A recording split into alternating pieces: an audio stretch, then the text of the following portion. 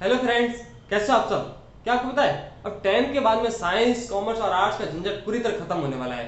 जब एक student 10th में आता था तो उसको एक ही चीज की टेंशन होती थी, यार मैं साइंस लूं, कॉमर्स लूं या आर्ट्स लूं। ज्यादातर स्टूडेंट तो पेरेंट्स के प्रेशर में या फ्रेंड्स के आधार पे कोई ना कोई स्ट्रीम ले लेते थे। लेकिन एक लेवल आता था जब उन्हें फील होता था यार गलती कर ली, यार कॉमर्स ले ली होती, यार साइंस ले ली होती थी, किसी और लेवल पे होता। लेकिन अब कुछ नहीं हो सकता। कुछ लोग स्ट्रीम चेंज भी कर लेते थे, लेकिन उन्हें कहीं ना कहीं मन में रिग्रेट रहता था, यार मेरे बेसिक क्लियर नहीं है, यार गलती कर ली। हम इससे ज्यादा फील भी कर रहे होंगे कि हमारे साथ भी ऐसा हुआ है।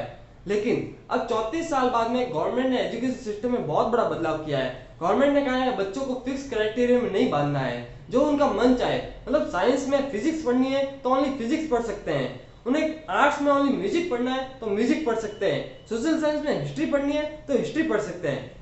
इस तरीके से उन्होंने न्यू एजुकेशन पॉलिसी में बहुत बड़े बदलाव किए हैं। आज इस वीडियो में हम स्टेप बाय स्टेप उस फ्रेमवर्क के बारे में जानेंगे, इसलिए ये वीडियो सबके लिए बहुत इंपॉर्टेंट होने वाला है, भले आप स्टूडेंट हो, टीचर हो या पेरेंट्स हो।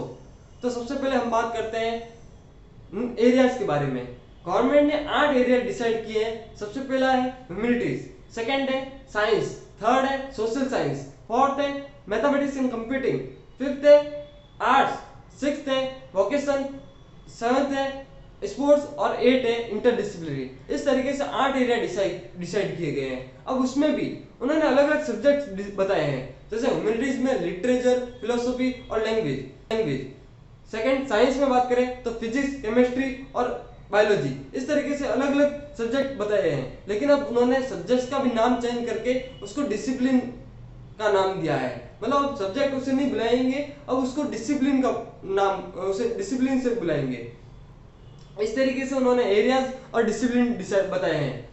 अब दूसरा उन्होंने सबसे बड़ा बदलाव किया है सेकेंडरी एजुकेशन में। जो पहले सेकेंडरी एजुकेशन 10th से स्टार्ट होती थी, 10th के बाद में स्टार्ट होती थी, अब वो 9th से ही स्टार्ट हो जाएगी। मतलब कैसे, अब आपको 9th से ही सब्जेक्ट चूज करने का ऑप्शन दे दिया जाएगा।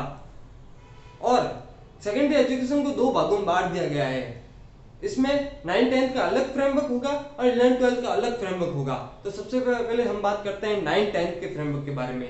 हमने 8 एरियाज के बारे में बात तो की, लेकिन गवर्नमेंट ने कहा आपको 9 10 में 8 एरियाज पूरे पढ़ने पड़ेंगे। और 8 एरियाज में आपके पास ऑप्शन है, कोई भी आप 2 डिसिप्लिन चूज करो, ना कम ना ज्यादा।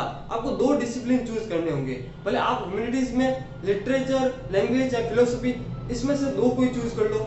फिर बाद में साइंस में फिजिक्स, केमिस्ट्री और बायोलॉजी, इसमें से 2 चूज कर लो। ऐसे आपको दो दो चूज करने पड़ेंगे हर एक 8 एरियाज में। इस तरीके आपको 16 सब्जेक्ट पढ़ने कंपलसरी है।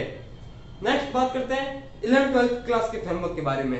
गवर्नमेंट ने कहा अब 11 12 क्लास का फ्रेमवर्क पूरी तरह से अलग, जो आपको मन पड़े वो आप सब्जेक्ट पढ़ सकते हो।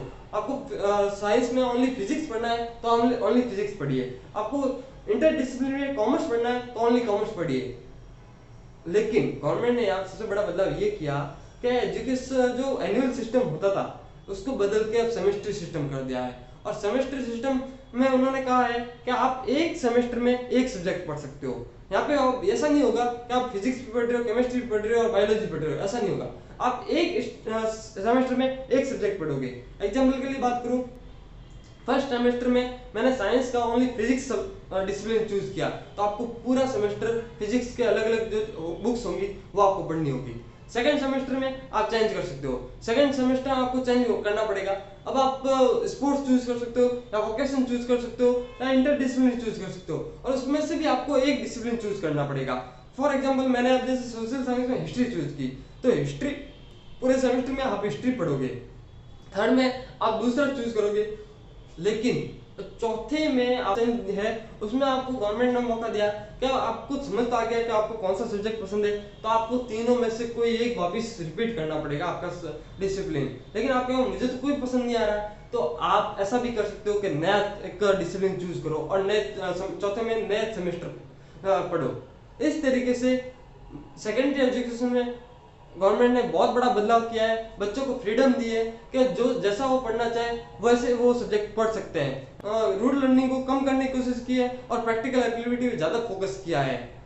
फ्रेमवर्क अपन को जानना बहुत ज्यादा जरूरी है, क्योंकि अब गवर्नमेंट ने तो स्टेप ले लिया है, लेकिन हमें कहीं ना कहीं स्टेप लेने की जरूरत है कि सोच किस तरीके से बच्चों को हमें नर्चर करना है, उन्हें प्रैक्टिकली सिखाने पे ज्यादा जोर देना है इन कंपेयर विथ लर्निंग के।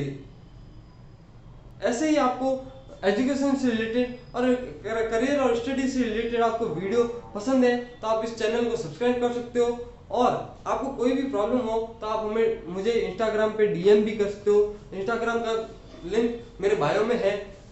कोई भी प्रॉब्लम हो तो आप मुझे इंस्टाग्राम पे डीएम कर सकते हो। Thank you.